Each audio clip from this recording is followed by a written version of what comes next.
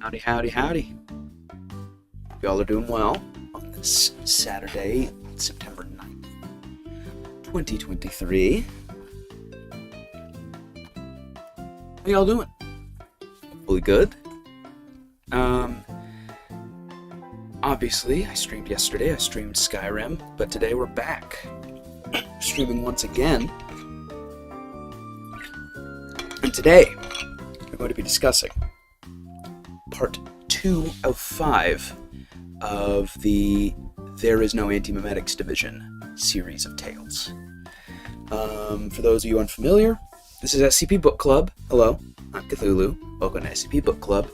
The SCP Foundation is a collaborative fiction project, which the basic premise is there's a secretive, kind of Men in Black-esque organization called the SCP Foundation, which contains anomalous things to try to preserve a sense of normalcy in the world. And that's it. That's the whole premise. From there, any author can take it and run with it, which means any sort of genre conventions can be molded onto that framework. Horror, comedy, fantasy, sci-fi, western, doesn't matter. And in this case, we are looking at a series of prose stories. Most of the articles on the SCP Wiki are written to be scientific documents. They're meant to be representative of the kind of documents that would be used by the Foundation in their day-to-day work.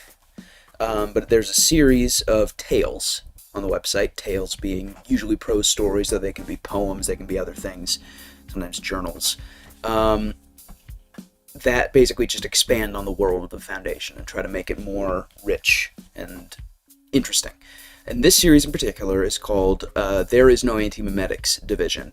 Antimemetics, anti-memes specifically, are things that don't want to be perceived. Things that resist being understood or remembered. And so we are looking at the department of the SCP Foundation that deals with anomalous anti-memes. Last time we met Marion Wheeler, who is the protagonist of this series. She killed an anti-meme in that article. She explained what drugs they take, nestics, which allow them to remember things that shouldn't be remembered, for better or for worse. And this time, we're going to be meeting two other very important characters in this series. Junior researcher Paul Kim and Alistair Gray. Now, let's begin. Introductory Antimemetics is maybe my favorite story in this series for the pure horror of it. It is one of the most horrifying pieces on the wiki, in my humble opinion, because it has to do with memory, which of course all these articles do, but more specifically, something getting into your memories and making off with them. Junior researcher Kim, it's his first day. He notices a bunch of people there's a bunch of empty space. Where is everybody? And then a guy in a gray suit named Alistair Gray with an E comes up to him, and it turns out, he's Kim's from New York, I'm from New York, and then later it gets asked, and he doesn't remember, and slowly realizes he's losing memories. You spoke 4 languages, 1 soon, and now 0. There's too much human race. We should pare it down. And we realize that Alistair Gray is not, in fact, an ordinary guy. He is, in fact, an anti-meme himself. A hungry anti-meme, as a matter of fact, who feeds on memory and who feeds on people. There's all these details about... Let me see exactly where it says it. So it's eating my memories, it's consuming information, and I can't contact anybody directly, which means I'm on my own. Yeah, there's all these details about Kim. She tries to shake his instructor's shoulder, but it's like reaching through tar. She doesn't react. He tries to gaggle a fellow newcomers, but they keep chattering and hypothesizing, oblivious to him shouting and clapping in their ears. And also, you can see Gray through the tables like an augmented reality holo projection jammed inside Kim's eyeball. Kim realizes with a stab of fear that he can even see Gray when he blinks, His eyelids close, but Gray is still there, an apparition, and for what all of Kim's life has been totally personal, private darkness. So Gray is persistent. In fact, he doesn't have to try to be persistent, because there's just nothing Kim can do. He's just trapped. The way they describe it later, because he realizes there's an article in the database for this guy, 4739. Don't look it up. It's a different article.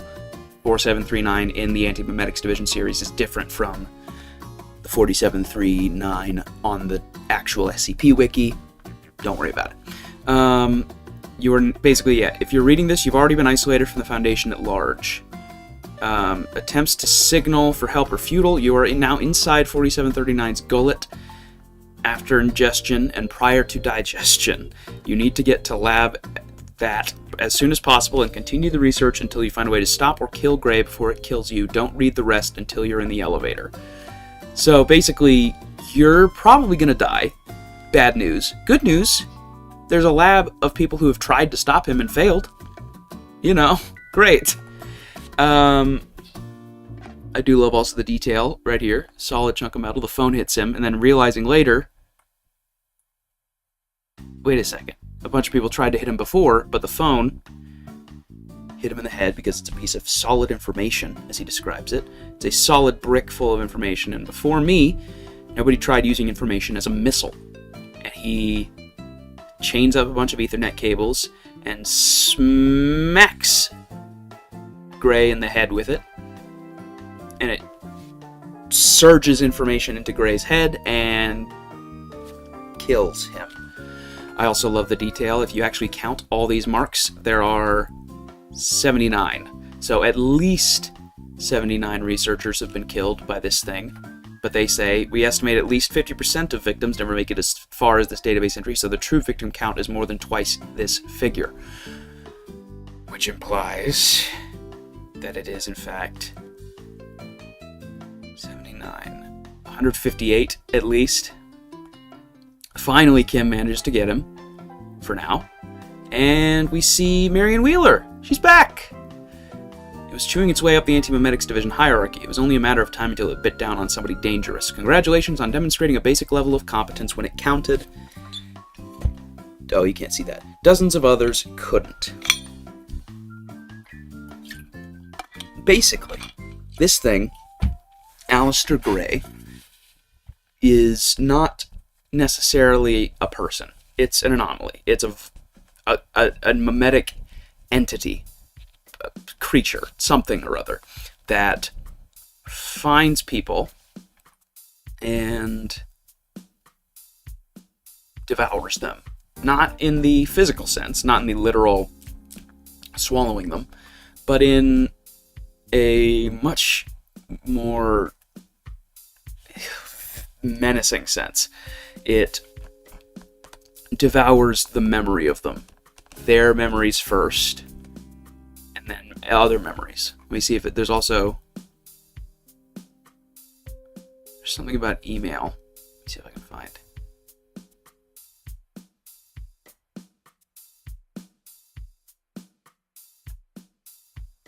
Maybe that was in the chat.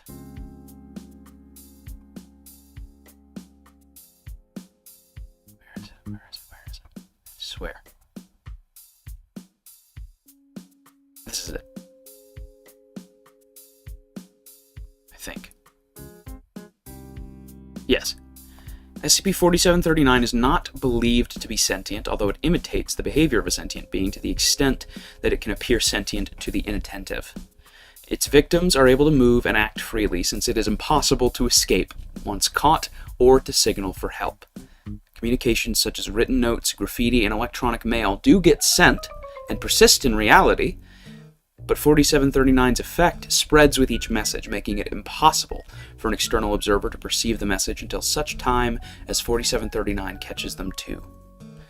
So essentially, once it has you in its clutches, you're gone. You may as well never have existed.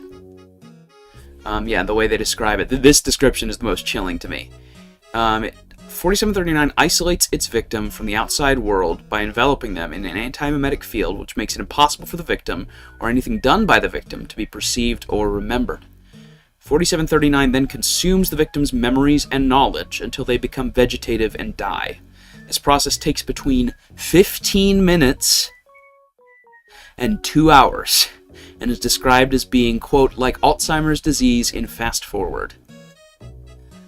So, well, all that stuff I was saying earlier on about this stuff preying upon our fears of losing our memory, our fears of, you know, a lot of great SCPs that are going for horror will prey upon everyday fears, common fears. In this case, a lot of antimemetic SCPs prey upon our fear of not having full control over our minds, over losing memory, over having something pilfer through our memories. And this, I think, is one of the most viscerally upsetting examples of that. The idea of something taking a perfectly healthy person and just reaching in and pulling out everything that makes up their personhood and just consuming it and not letting anybody remember them. The idea of something just coming along and erasing someone, but not even doing it in like a mercifully quick way, of forcing them to realize they're losing every piece of themselves before they finally succumb to it, is just, it's horrific. Utterly horrific.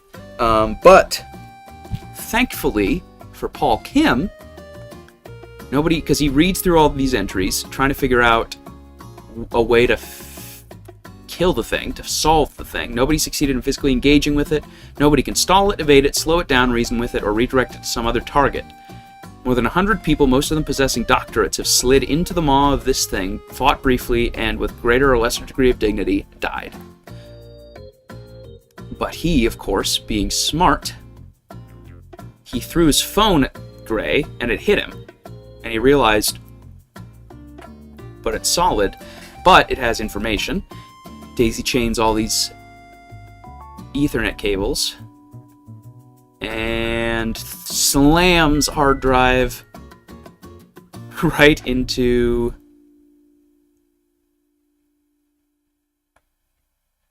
Gray's head.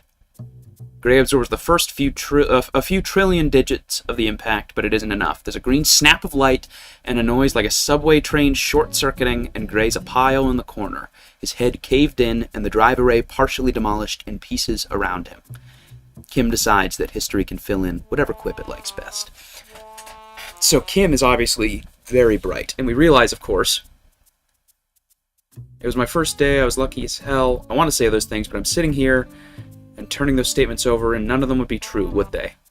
You're not my new boss, you're just my boss. This isn't my first day at all. I've been working here for, well, it must be over a decade, right? I think I've been a professional antimemetics researcher since at least the mid-2000s.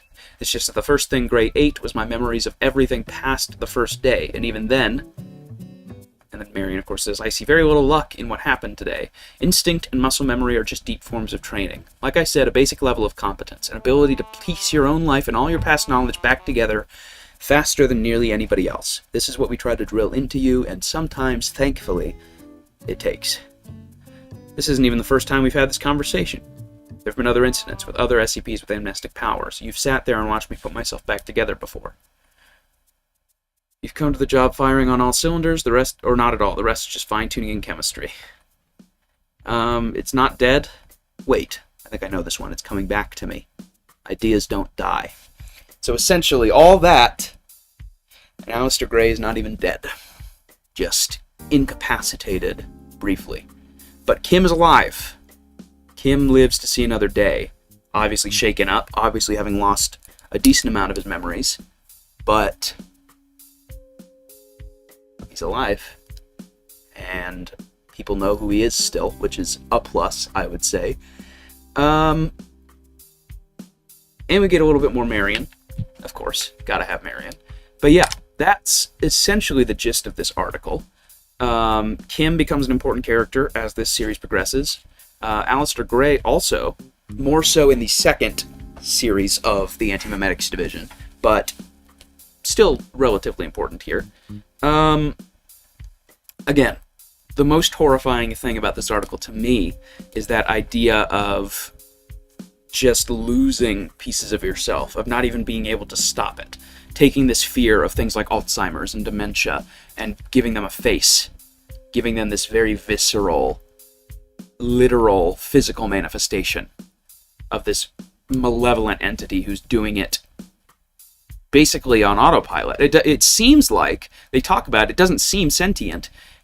It doesn't even seem like it's doing it out of malice, necessarily. Not even doing it as a, like, I'm taunting you. More so as just, like, that's how it survives. That's how it eats. Which I think is scarier. I'd almost rather something just be, like, you know, thinking, doing it with purpose. No, Gray has no purpose. Gray's purpose is to eat. And I think that's terrifying. Not much else to say about this article, but we'll be seeing more of Kim and Marion, more so Marion, in the next article in this series. I wish I could crop this again. I'll go here. The next article in the series being Unforgettable, That's What You Are. I don't have much else to say, but thank you for joining me today on this entry in SCP Book Club. Next time we will be discussing Unforgettable, That's What You Are.